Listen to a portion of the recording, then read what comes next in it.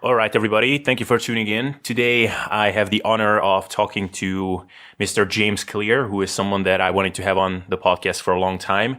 And finally, we managed to get this on the way. So first of all, James, thank you so much for taking the time. Absolutely. Yeah. Thank you for having me.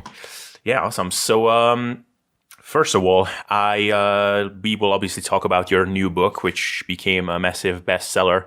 But the first question, so just to give some context, I've listened to countless podcast episodes with you lately, and my goal is to make this a little bit unique, not just ask you the same questions that most people ask of you. Not that your answers to those questions is not interesting, but hopefully we can make this to some of your hardcore fans and also to you a little bit more interesting this way. Yeah, great. Yeah, so the first question I'd like to ask of you is, with every kind of success story, which I guess we can call your story a success story, by this point, there's always a bit of there are two ways of looking at it. We can either talk about a bit of a lucky break, a bit of serendipity, or just a lot of hard work and grind. And most success stories are a combination of these two factors. When you look at how you became a massive name associated with habits and your work on that topic, objectively speaking, which factors do you think played the biggest role in getting where you are today? Yeah, that's a great question. I've thought about this as well, this kind of dichotomy between luck and hard work and what role it plays in all of our lives. And the conclusion that I've come to is, like you said, it is always a combination. But the more global you look at your story and your level of success, the more luck is involved, and the more local, the more narrow your constraints are, the more hard work is involved. So, for example, if we ask the question like, well, how come I wrote a best-selling book versus someone who was born into a slum in Bangladesh, or somebody who was raised in a family that, didn't have enough money to put them through some type of traditional schooling or to get education for many years, then that is mostly luck that I was born into a family in America that could afford to put me through school, and I didn't have any control over all that kind of stuff. And there's also like luck in an even broader sense, like I am writing Atomic Habits and writing about habits and behavior change now, but this book could not have been written 50 years ago because the science wasn't in the same place. So in that sense, there's the luck of your place in history. And those are very like broad global kind of views, like what's the difference between you and the other 7 billion people on the planet, or what's the difference between you and your story and the people who lived throughout history before you. And most of that, I think, is out of your control. But then there are a lot of people in the world. And so you can ask yourself, well, how come you wrote a best-selling book and not, all the people you went to college with, or you went to high school with, or the people who live on the same street as you, or who have relatively similar levels of education or relatively similar backgrounds, whether it be religion or race or just general interest and the hobbies that you're into. And there are a lot of people that overlap with your set of, with those set of criteria. And I think that view is a little more narrow. It's not as global. And the difference between you and all the other people who go to your gym, or you and all the other people who went to the same school, that often comes down to hard work, or at least hard work is more of a factor in that comparison than it is in the global comparison. So I think, broadly speaking, I would say I have been quite lucky, both in the time and history that I'm alive and in the fortuitous circumstances that I was born into. But luck is only an opportunity. It's only like an open door. And so if you want to capitalize on that potential, you still have to have hard work. So I think that you can't, by definition, you can't control how lucky you are, but you can control how hard you work. And work is sort of the lever that you use to make the most of that potential luck, whatever that happened to be for you. So at the end of the day, it's an interesting question and it's an interesting thing to think about. But ultimately, I think the action step is the same, which is do the best you can, work as hard as you can on things that matter to you, and hopefully you'll be able to make the most of whatever luck comes your way. Yeah, awesome. And this brings to mind something that I've heard you talk about somewhere, which is the explore and exploit principle. Just for those of you or those listeners that might not be familiar with this or haven't read your book yet, can you just talk about this briefly, and then we can dig a little bit further there?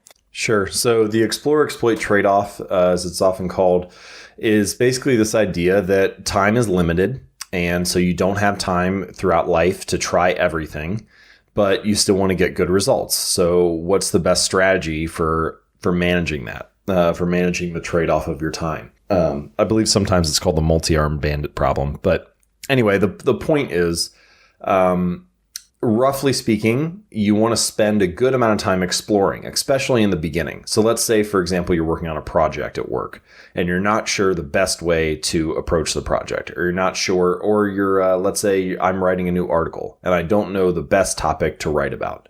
Well, you want to explore broadly in the beginning. You want to look at a variety of ways to finish the project, or in my case with the article, you want to brainstorm a bunch of possible topics.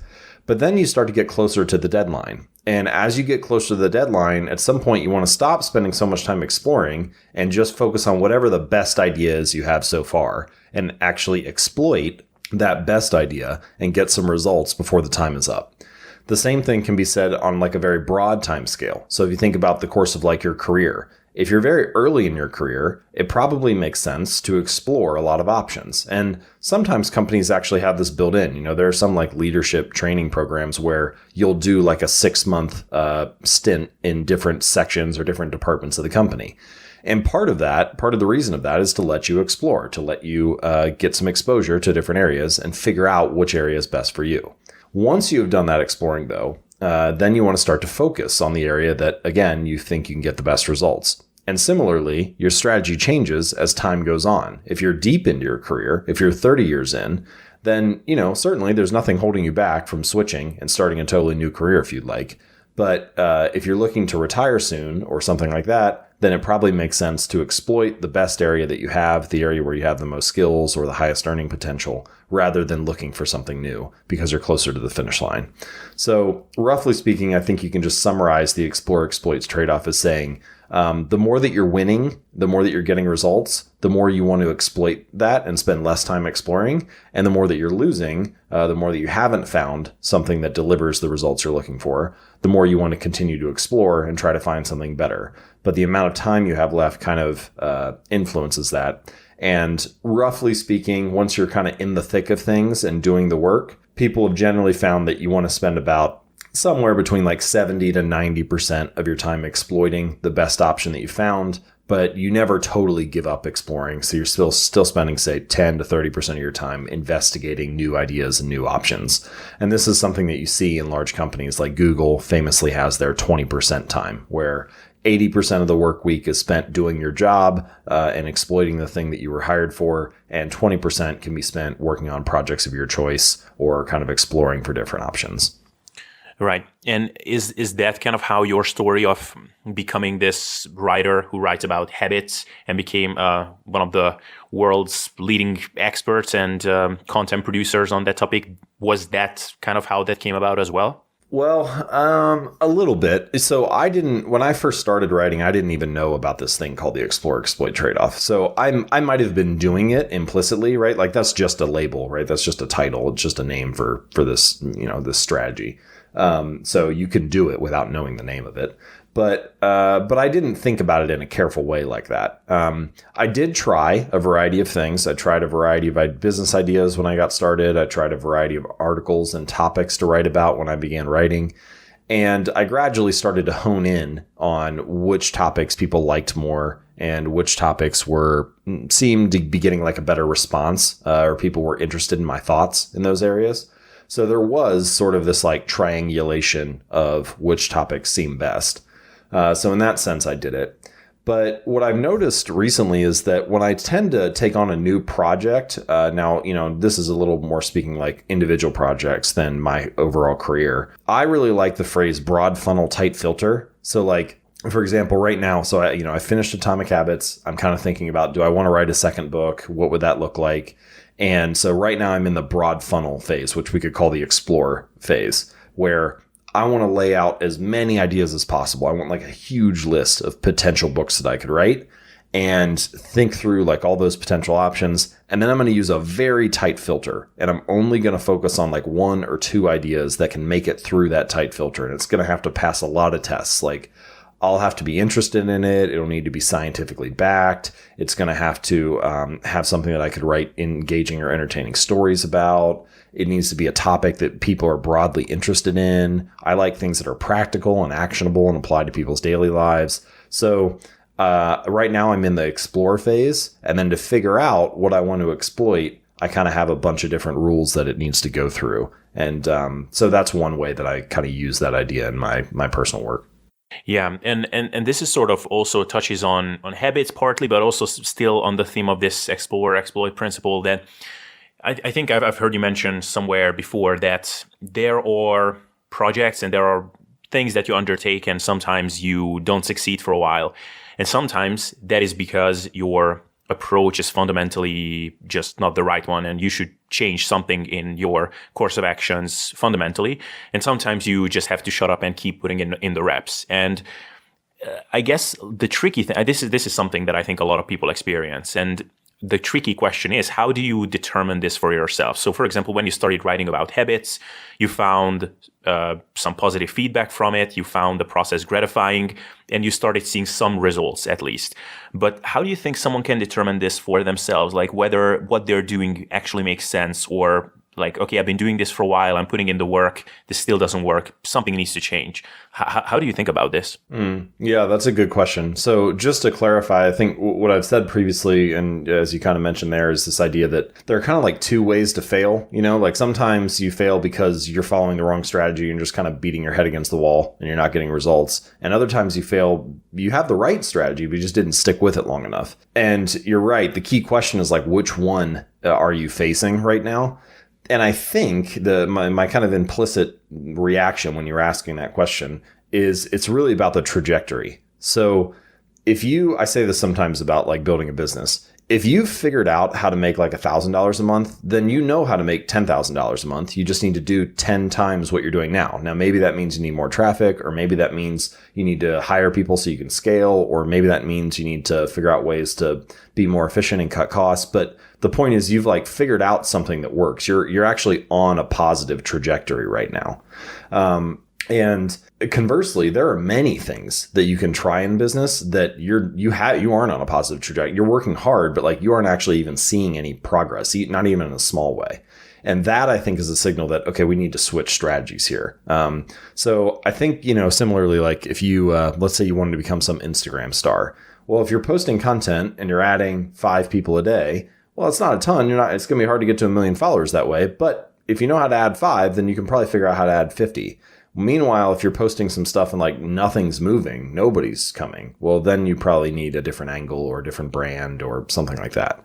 So I think it's really about seeing some positive progress. That's the feedback you're looking for that shows you, I need to continue to try to find ways to improve, but I'm on the right path here. Whereas without a signal of progress, it's like, all right, this is probably the wrong strategy. Yeah, that actually makes a lot of sense. And I'm guessing that this is how it was for you in the beginning. Like when you started writing about habits, I think, again, this is something I heard you say somewhere, that it wasn't like an overnight success. It wasn't like you had thousands of followers overnight, but at least you had that odd message every week from a reader who said this provided a lot of value for you. And that was just enough to indicate to you that you're doing something right and you just need to do more of that, right? Yeah, that's right. So, early on, I mean, my site, I started at 0, so it's not like there were a lot of people reading in the beginning. And, but, I would get 1 email a week or so, and they would say, someone would say, oh, I really like this article or whatever. I can specifically remember one that I got where I was just having a tough week and it felt like it wasn't really worth it. And getting that one message was enough to get me to show up again the next week. And so it's not a lot, but it was a signal that I was at least on the right path, or that I was writing about something that mattered. And the more that you can get a few of those, especially if you start to string them together, right? If one message, that could just be noise. But if you get 5 or 10, then it's like, okay, this isn't blowing up yet, but it's a good sign that I'm at least moving in the right direction. Yeah, absolutely.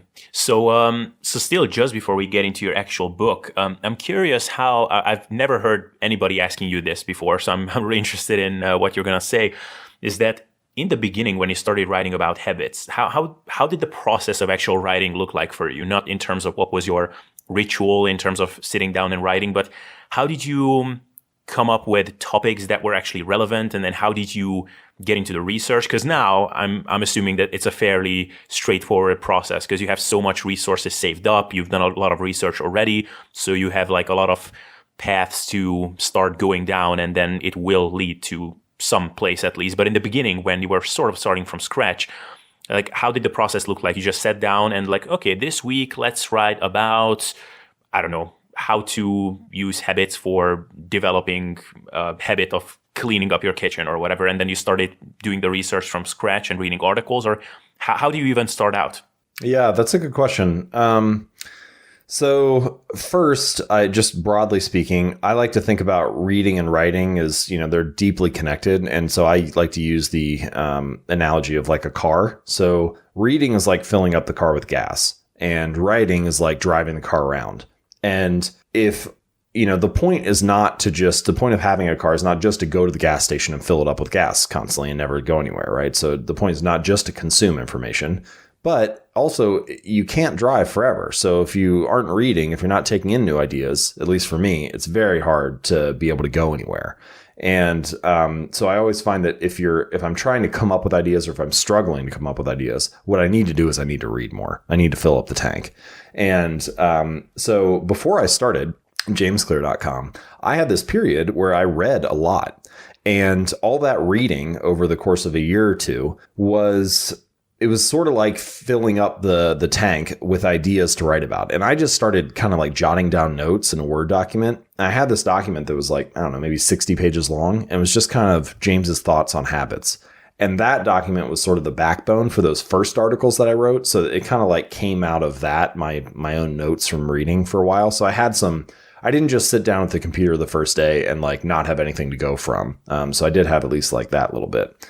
But over the first few months, there is kind of this period where, and this is something I think is true for most creators, not just writers, you need to have a schedule to show up consistently in the beginning because you have to figure out your voice. So I wrote a new article every Monday and Thursday, and that pace was really important for me to figure out like, what is my style? How do I write? What's my voice like? What am I trying to get across? Do I have a particular type of style that I follow when I write? And I don't think you have to answer that question in any like explicit sense, but it kind of naturally evolves as you show up and do the work each week. And what I gradually found was that I wrote articles, twice a week, and probably I was about 6 months in. And I looked back and I realized, all of the articles that I've written, like the vast majority that have gone over well, if I was going to come up with like my top 10 list or something, almost all of them started with a little story. And so that started to become kind of my style, is that I would have this like cold opening where I would start with a story and then I would get into the research and the main point. And if you look at feedback and reviews on Atomic Habits, a lot of people mention that they like the cold openings to each chapter. They like the stories that kick off each segment. And that was very much a style that kind of evolved naturally out of my article writing. I didn't do it for all the articles in the beginning, but gradually I started to realize, this is something I like to do.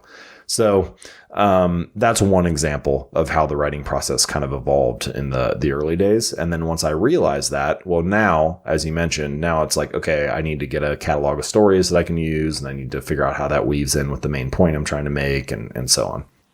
Right.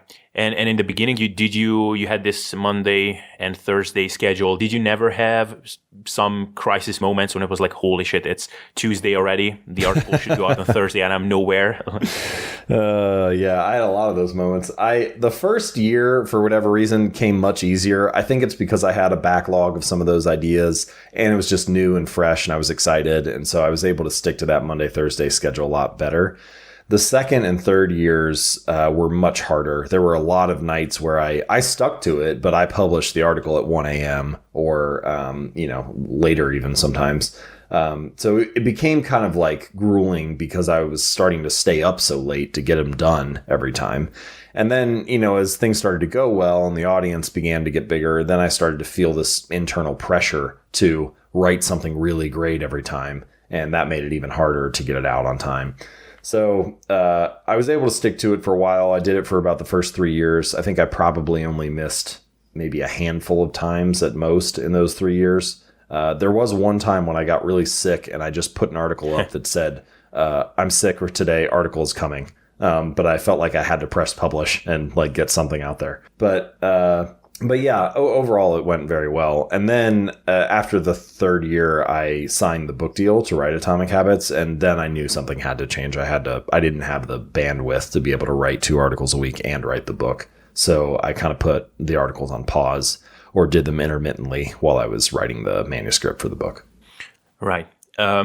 So then to touch on your book, my thought was when I finished your book, and I have this feeling with a couple of books that I read over the years, but not with much, is that these books like yours, and I would lump Cal Newport's, a lot of Cal Newport's work in the same category, is that these are the new generation of personal development books, in that I feel like there was this long time period in which personal development type books were nothing more than just pumping up people's egos and motivation and enthusiasm and just telling them over and over that you can do anything, the future is in your hands, why not you? I would actually categorize a lot of the all-time bestsellers into this category, which can be really motivating and it can stroke up someone's enthusiasm, but they are just very non-actionable. And I feel like the fundamental difference between those and yours is that you actually give practical, actionable steps that people can take. Would you say that's a fair statement? Yeah, I can only speak to my half of the statement. So I'm very focused on practical and actionable ideas. I think it's really important to be able to implement the ideas. As far as like what came before or what those other books are like, I'm not sure. But I do think that I love Cal's work, for example. He and I are friends. I think he does a great job. And so being in conversation with him is a great place to be. So it's a really good peer group. And I'm appreciative that you think both of those books are useful. I feel like that's what I would want as a reader. Like I would want to read something that I can use. Motivation it's not like it's useless. It's important to be, if you can be pumped up or whatever. But it's a short-term strategy, not a long-term one. We all kind of know that, right? Like we even use the word that way. We say, oh, sometimes I feel motivated and sometimes I don't. And I'm looking for something a little more robust than that. I'm looking to get results even on days when I don't really feel motivated, don't feel like it. And that's another reason why I think habits are so important. And one of the things that I tried to focus on when writing the book is how can I give people the tools they need or the strategies they need to build a system that can be more reliable than that, a set of habits that can deliver results day in and day out. And hopefully people were able to get that out of the book. And I spent a lot of time trying to make it actionable in that way. Right.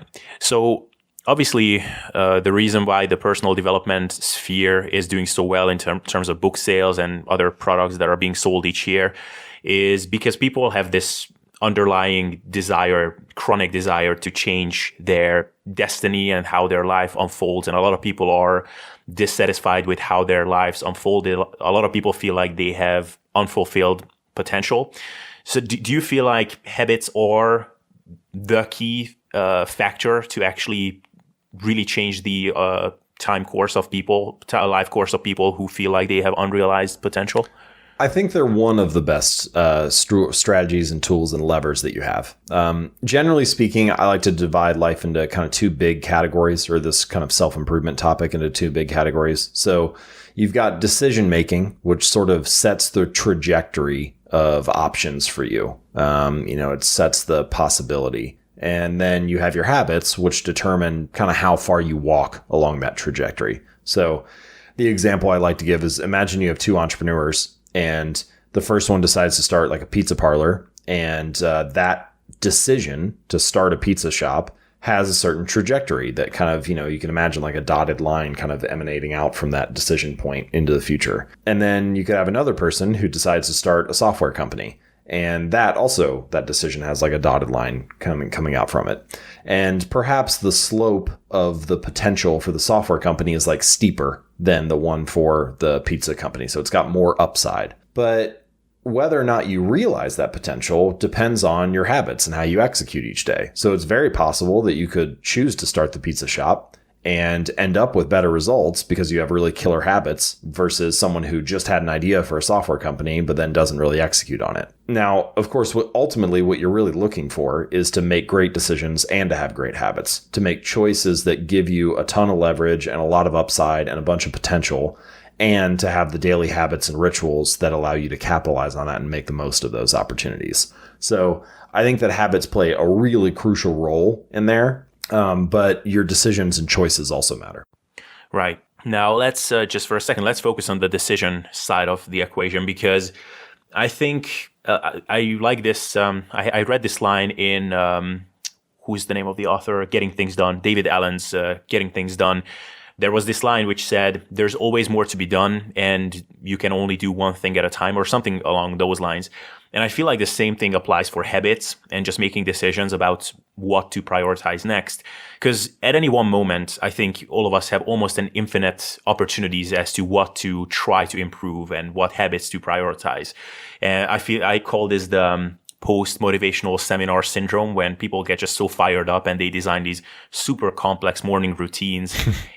But there is only so much you can do at any one time, right? Not just in terms of how big the habit is, but what things you actually prioritize. So how do you think people can go about determining which areas of their lives need the biggest improvement and what will give them the biggest bang for their buck? Yeah, that's a really good question. I don't know that there is any foolproof or bulletproof way to figure that out. If there is, then either if you had figured that out, a lot of people probably wouldn't tell people because they would have a huge advantage by knowing which areas to focus on. Or, and this might be the case, we wouldn't talk about it because it would seem so boring and fundamental that it would be easily overlooked. And I think that that's true for a lot of things. So, the biggest areas to focus on are probably not ones that would surprise you. It's things like make sure you get enough sleep each night, or try to get outside and move and walk a little bit every day. Master the habit of exercise. Make sure that you do like some basic things like, take basic self-care. So, take a shower, get some sleep, get a little exercise. Also, basic focus habits, like leave your phone in another room while you work each day. Things like this are not things that like people would put on a list of what are choices that would radically transform your life. But the truth is, like, all that stuff allows you to show up with much better energy and much better focus each day. And that can make a really big difference in the long run. So I think part of the answer to that question is a very boring set of habits that are probably easily overlooked. But then the other part is like, okay, not everything is like that. There are some strategic choices like, do you invest in this particular startup or this particular stock? Or what kind of city should you live in, or which city should you live in, or what kind of job or career should you pursue? And those are like very more one-time choices, but they can have really huge impacts in the long run. So I don't know the answer to that. That one's going to be it'll be very personal, of course, because it's going to be specific to your interests and your talents and strengths. But it also is like constantly changing, like the ideal city to live in for you might be different this year than it was in 1980, or the best stock to invest in this year is almost certainly something that's different than the best one to invest in last year. So some of those choices they're very fluid, and I think that makes it difficult to pin down the right way to make that choice. But you can always focus on the first thing I mentioned, those kind of fundamental habits that allow you to show up well. And you can also, even if you don't know the best stock to pick or the best place to live or whatever, you can focus on giving yourself like a margin of safety. It's like, okay, I don't know if this is the best stock, but I'm not going to put everything into it. I'm just going to put the amount of money I could afford to lose into it. And so by making choices like that, you kind of insulate yourself from the downside, even if there's a high potential for upside, but you aren't sure enough that you should go all in on it. Right. So, so let's get into what this interview should be about, but I just drifted along with these seemingly random questions, but I thought it was interesting nevertheless. So what do you think is the biggest mistake that people tend to make, or a couple of biggest mistakes? I don't know if there is one that stands out as number one when trying to adopt a new habit. Let's just start there. Well, probably the biggest decision you're going to make is which habit you try to build. And that sounds simple, but it's not just like, whether I choose the habit of exercise or meditation or something like that. I'm also talking about the scale at which you choose that particular habit. So let's take exercise, for example. You could choose an exercise habit of, I want to work out for an hour, 4 days a week. Or you could choose an exercise habit of, I'm going to do 1 push-up 4 days a week. Both of those are exercise, but they're very different. And the likelihood that you're going to stick to them is incredibly different. So I think the most important choice that you'll make, or the most common mistake you'll see people fall into, is starting too big or choosing a habit that's too difficult. And the example I love to give with this, in the book, I talk about this concept that I call the 2-minute rule. And basic idea is you take whatever habit that you're trying to build and you scale it down to something that takes 2 minutes or less to do. So, read 50 books a year becomes read 1 page, or do yoga 4 days a week becomes take out your yoga mat. And you're focused on just kind of the first movement, on making the first action easy, something you can do in 2 minutes or less. And sometimes people push back on that or resist a little bit because it sounds almost silly. It's like, well, I know the real thing I want to do is actually do the workout. I'm not actually looking to just take my yoga mat out. But, I had this reader who he ended up losing over 100 pounds. And one of the first things that he did was he went to the gym, but he wasn't allowed to stay for longer than 5 minutes. So he would get in the car, drive to the gym, get out, do half an exercise, get back in the car and drive home. And it sounds ridiculous. It sounds silly to people at first, but what you realize is that he was mastering the art of showing up. He was becoming the type of person that went to the gym 4 days a week. And once he was the kind of person who drove there all the time, then he actually had a chance to be the kind of person who worked out and, did something there for an hour or whatever. But if you don't figure out how to show up, then you never really have the chance to optimize it. So that's why I like to say, you need to make it the standard in your life before you try to optimize and improve it. And that's I think a crucial thing about habits. A habit must be established before it can be improved. And so focusing on the smallest iteration of that habit, something you can do in 2 minutes or less, so rather than study for an hour every night, it becomes take out my notebook, or, like I said, just take out your yoga mat. Or for exercise, the key thing I focus on is change into my workout clothes. If I do that, then the rest of the thing will kind of follow naturally. But my point here is that we often get these very grand ambitions. We get really excited about the change we want to make. And when we do that, it's easy to bite off more than you can chew. It's easy to choose a habit that's too big. And I think that that's the common mistake that people have, especially during a period where they're feeling motivated to change. They're feeling all right, this is it. This is the time when I'm going to do it. And instead, my encouragement would be, first and foremost, become the type of person who shows up every day, even if it's in a small way. And once you do that, then you've got a lot of options for improving from there.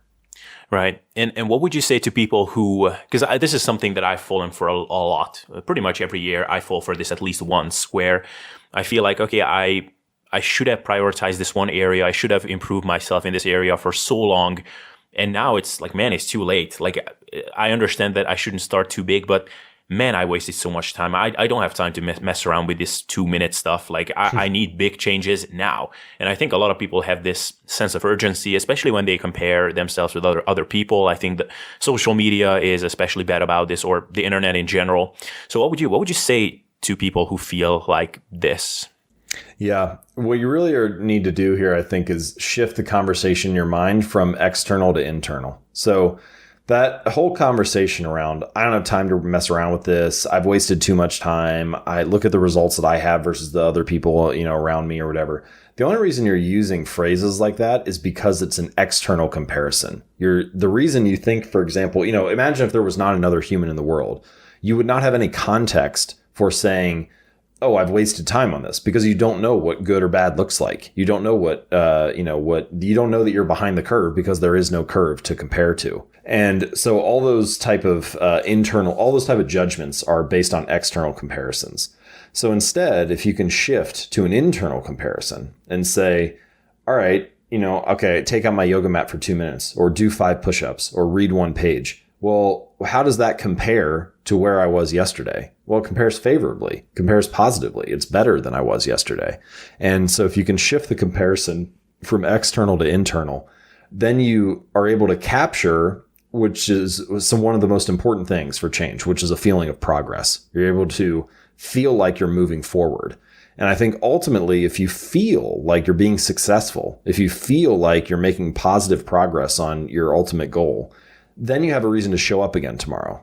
But if you have these external comparisons, it's very easy to always feel like a failure, to always feel like you're not making enough progress, because you'll always be able to find someone who is more fit or has more money or, has the thing that you're trying to achieve, but in even greater proportion.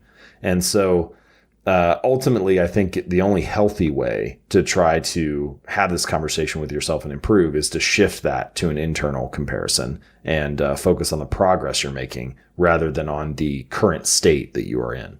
Right. Now that's very well said. And I think another issue here is that when you're comparing self with other people, I think every person, pretty much every person has that one area where they were able to just adopt habits and adopt new systems and make progress without that much trying or that much required time to make that particular habit stick. For example, when I started my exercise habit, it was so gratifying for me in that process, in that given moment. Like, I just love being in the gym and just murdering myself with a whole bunch of sets and pushing my muscles close to failure. And I was enjoying the pain of the pump and the burn and everything.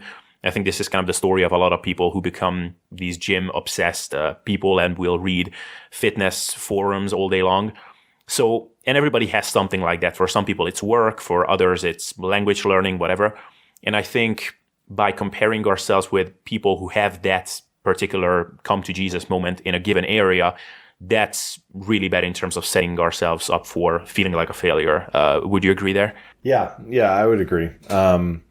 I think to your point about like it just being natural or kind of feeling there are certain habits that it's easier to become obsessed with. I think that's true. I think, I write about this a little bit later in the book about the overlap between personality and habits. And for whatever reason, I think there are certain habits that just kind of resonate with people, or like they play to your strengths. And when a habit plays to your strengths, it's much easier to fall into it. I think partially because you're making progress, what we were just talking about, in an easier fashion, right? If you're playing a game that you are genetically predisposed to be good at, whether that's personality or actual physical characteristics or whatever, you tend to just be good at that thing, then it's more likely that you're going to make progress. And if you make progress, then it's more likely you're going to feel motivated to show up again the next day. So ultimately, I think there is something desirable, or it can be a useful strategy to try to find habits that overlap with your genetic predispositions and focus on those, because you're more likely to succeed in that area. Yeah, I actually love that you brought this up, because this was precisely one of the things that I wanted to ask you about, because you were writing about the role of genetics in atomic habits.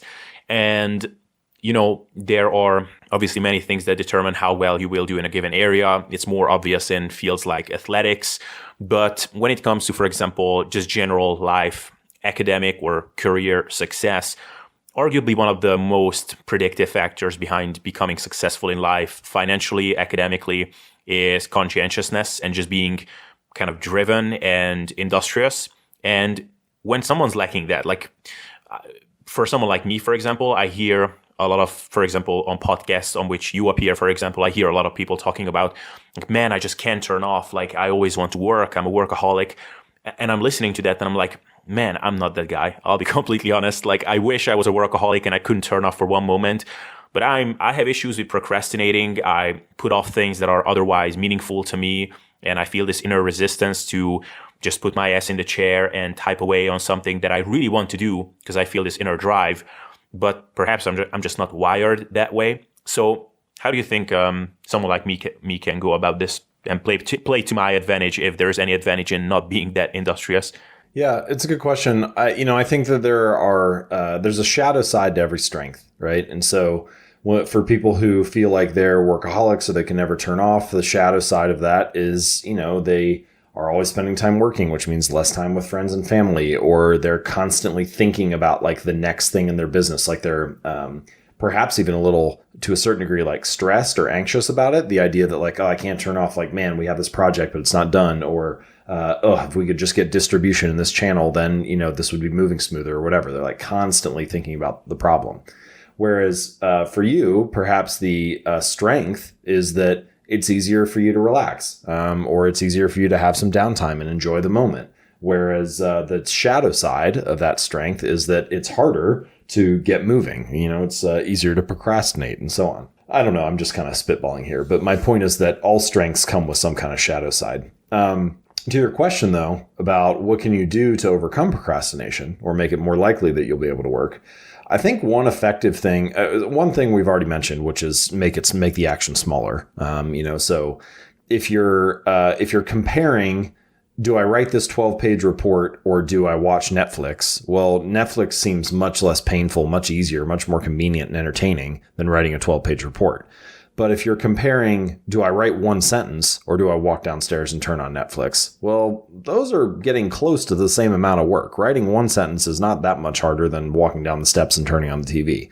So the scale, if you can reduce the scale of the task, then it becomes less appetizing to procrastinate on it. So that's for one thing, but we've already talked about the 2-minute rule and that kind of idea.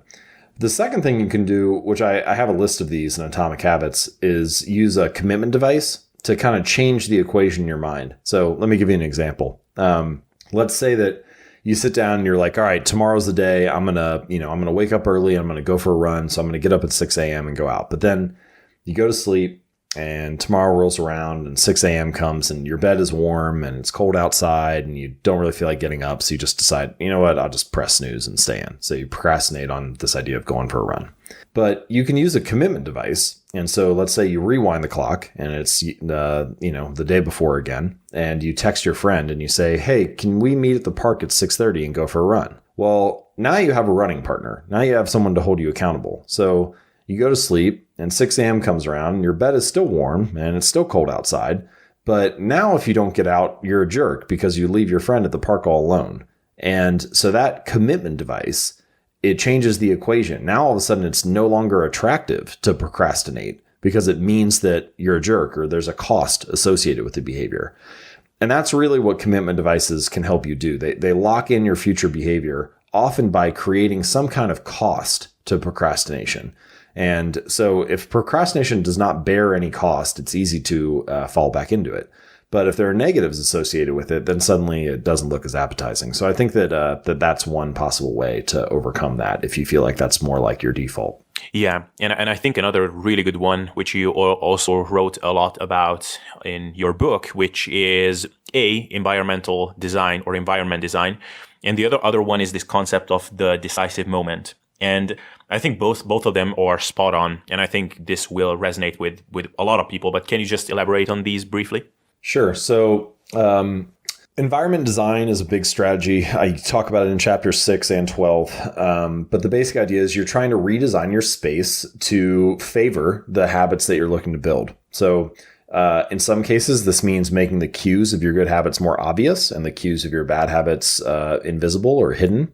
In other cases, it means reducing the friction associated with the task. So reducing like the number of steps in your physical environment between you and the good action and between you, increasing the number of steps between you and the bad habit. So for example, take the habit of like watching television. If you walk into pretty much any living room, where do all the couches and chairs face? Right? They all face the TV. So it's like, what is that room designed to get you to do? It's the most obvious, most frictionless task in that area. Now, there are a variety of steps you could take. You could like turn the chair so that it doesn't face the TV and it faces like a coffee table with a book on it instead.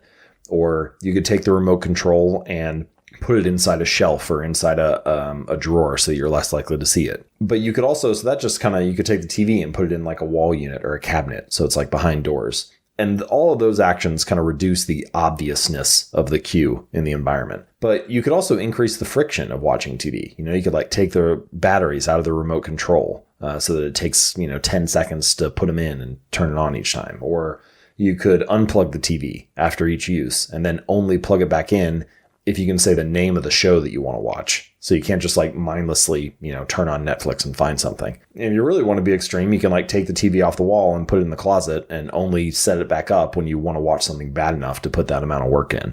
But you can imagine here how those various environments change. If your TV is in the closet, that changes the habit of watching it, right? Just the environment design changes the likelihood of you setting it up and turning on the TV and so on. Similarly, I always like to use this example. BJ Fogg, he's a professor at Stanford. He also writes about habits. And he had this example where he liked eating popcorn. He enjoyed popcorn, but he just didn't want to eat it as much. So he took it out of his pantry, walked down the hallway, went into the garage, climbed up on the ladder, and put it on the highest shelf in the garage. Now, if he wants to eat it, he can just go get it. It's only going to take a minute or two. But if he's kind of designing for his default action, for his lazy decision, well, then he's not going to go out there and get it. And so that's kind of the core idea of environment design. If you create a space where it's easier to do the good habits and harder to do the bad ones, then you're more likely to follow through on the things that you want to do. And then the second idea that you brought up is this idea of the decisive moment. And this is really about mastering the moment that kind of initiates the next chunk of time. So I mentioned a while ago that I like to focus on changing into my workout clothes. Well, the reason that I do is that moment of changing into my workout clothes, that's a decisive moment that kind of determines what the next 2 hours look like. If I change into my workout clothes, I'm going to get in the car, I'm going to drive to the gym, I'll do the workout. Like pretty much everything is already decided. So another way to think about this, like there's a decisive moment for me each morning where I sit down on my computer and either I open up Evernote and I start working on the next article, or I go to ESPN and I check the latest sports news. And it's really what happens in the next hour is really kind of determined by what happens in that decisive moment of, do I open Evernote or do I check ESPN? And if you can master that little action, then you find the next chunk of time is suddenly much more productive. And so little decisive moments like that, the little choices that kind of kick off the next chunk of time, that's a really key place to focus, because you don't have to worry about mastering the whole thing. You just focus on getting yourself moving in the right direction. Yeah, and maybe in that case, something like, for example, in your case with the ESPN news, something like a website blocker or something where you would open ESPN and then instead of that, a message pops up that says, James, you're about to do it again. Like that could be an effective. That kind of combines the decisive moment component and the environment design component. Yeah, that's great. That's a good example. And I think that this is something that's true about many of the strategies that I write about in Atomic Habits, which is they're very powerful when used together. They're all kind of like individual tools. And what you're looking for is which combination of these kind of leads to my desired result. And so they're individual strategies and they can work on their own, but they can be very effective when layered together like that. Yeah, absolutely. Now, another really awesome concept that you shared in your book, and I've heard you mention that in other places as well, which is this concept of never miss twice. So first of all, let's just get into that, and then I have a follow-up question on that. So what is that concept about? Well, a lot of people are familiar with this idea of habit tracking, or of each time you do a habit, you put a little X on that calendar day or something like that. So you're sort of tracking your behavior. My dad does that. He likes to go swimming. And so each day that he swims, he has this little pocket calendar, and he puts an X on that day. And then when he gets to the end of the month, he adds up, how many days, how many X's he has, how many times he went swimming. So that strategy is called habit tracking. And a lot of people who track their habits, they're focused on building up a streak. So that becomes one of the things, don't break the streak or don't break the chain. That's the type of thing that people say a lot. Well, that's a great strategy. I use it myself. I have a habit journal that I created that has habit tracker templates in it. And so I use one of the journals and, fill out my habit tracker each day and so on. And it feels nice to not break the chain. But one of the key things to realize is that at some point, every streak breaks, right? You get sick, or your kids have to stay home from school, or you're on vacation, or you have to travel for work, or whatever it is, but something interrupts the streak. And at that point, it becomes easy to become a little bit frustrated or maybe even depressed about losing your progress. You feel like, I was doing this for 23 straight days and then I missed a day. And so this is where never miss twice comes in, because whenever you break your old streak, I think the most important thing is to start the new one as quickly as possible. And so the mantra that I like to keep in mind is never miss twice. And, it's all right, I wish that I hadn't broke that diet, but never miss twice. So let me make sure the next meal is a healthy one. Or I wish I hadn't skipped my swimming today, but never miss twice. So let me make sure I'm back in the pool tomorrow. And you're basically trying to build that new chain as quickly as possible. And the reason I think that never miss twice is a powerful or important mantra is that it's very easy to get all or nothing about your habits. You feel like, I'm all in. I've done this 17 straight days. Yes, this is my new lifestyle. or you break it and they're like, oh, see, I knew I wasn't going to be able to stick to it, so why bother? And we, for whatever reason, we get in our heads and we think, if I can't do this perfectly, then why should I do it at all? And never miss twice kind of helps you overcome that insufficiency or that hurdle in your mind and allows you to get back on track quickly. If someone is trying to adopt a new habit and then they just consistently miss twice, so they start out and then all of a sudden they fall off the wagon for 3 days, and then they try to get back in, but right away they fall off the wagon again for 2 or 3 times in a row. Is that a good indication that something either in the habit itself, maybe that's just some habit that they're trying to adopt that just doesn't make sense, or their strategy for adopting that habit doesn't make sense? Like, how do you think people should go about that? Yeah, I think that's probably the correct conclusion to take away from that. It doesn't necessarily mean that you shouldn't do the habit or that, you're not going to be able to, you're not destined to stick to it or anything, but you may need to try a different iteration of it. So for example, let's say you're trying to build a meditation habit and you keep trying to do it in the morning, but you find that, you aren't able to stick to it consistently because that's also when you're getting your kids ready for school and it's just really hard for you to get up early enough to fit that in or whatever it is. It just doesn't seem to happen. Well, that doesn't mean that you're destined to not meditate. It just might mean maybe you need to do it like after the workday. You find a quiet space where you can do it for 5 or 10 minutes and then you drive home or something like that. Maybe you need a different time to insert it. Or perhaps you are able to stick to it if it was a smaller version. Maybe your habit that you're trying to track is reading 20 pages per day, but reading 20 pages a day turns out to be too difficult to squeeze in. But if you scaled it down to read 1 page a day, then you'd be able to stick to the streak. So it may just require some adjustment. Right. So James, we pretty much went over all my questions. And of course, we didn't actually get into the meat of things, which is the laws of acquiring new habits. But I guess people can just pick up your book. Luckily, we live in this weird world where something as valuable as a book like that is accessible fairly cheaply. So I recommend everybody to pick that up. But thank you so much for all the great knowledge you dropped. And one final question I have for you is, I found myself a couple of habits which I notice almost without fail that anytime I'm sticking to those, things are going well. For example, if I wake up and don't check social media and email and those things right away, then I'm going to have a couple of productive hours right upon waking up. Or when I'm going to eat and then I don't have my phone next to me and I'm just focusing on my meal, that's going to be a nutritious meal consumed in a healthy manner up until comfortable satiety, all that stuff. So do you have a couple of habits that you picked up over the years which have become game changers for you, and are these decisive sort of moments or mini habits that kind of branched into larger results that you acquired? Yeah, good question. The one that makes the biggest difference for me is exercise. If I get to the gym 4 days a week, then the whole rest of my life falls into line much easier. I get the benefits of exercise, of course, but I tend to eat better. I sleep better at night because I'm tired from the workout, which means I wake up the next morning and I have better energy. So none of, that's not an answer that I think is surprising to people, but it is something that I find I need to remind myself of, because when you get really busy or a project gets very important, it's easy to rationalize, oh no, this is too important, I need to do this. But really the thing that I need to do is get to the gym. And so there are a few key things like that, but exercise is probably the number one for me. Awesome. And I can definitely sympathize with that. So yeah, James, thank you so much. This was an absolute pleasure talking to you. So let's just let people know where they can find you, your book, where they can find that, all your work that is available online, all that stuff.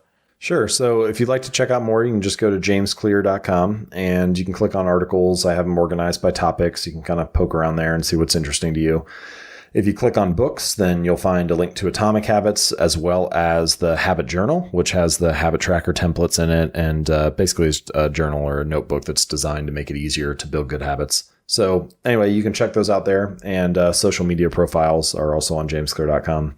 And finally, if you just want to go straight to the book, then it's called Atomic Habits, an easy and proven way to build good habits and break bad ones. And you can find that at atomichabits.com. All right, guys, I hope you enjoyed this interview with James Clear. This was a bit of a change, not fitness related, but in the near future, I will try to get on more people like James I think it's always good to talk about various topics and pick the brains of people who have expertise in, fields that have the potential to have a really beneficial impact on our lives. So I hope you enjoyed this interview as well. If you did and you're interested in hearing more stuff like this and also more of the regular fitness stuff that we typically talk about on this podcast, then be sure to subscribe on whatever platform you're listening to this. If you are listening to this on iTunes or on some podcast player, then you can just search for the Sustainable Self-Development Podcast and you can find the podcast there and all the previous episodes. And if you watch this on YouTube, then be sure to subscribe. There will be some more cool stuff coming out in the upcoming weeks and hopefully months and years like this. So yeah, I guess that's all I had to say today. And have a nice weekend. And with that, see you next time.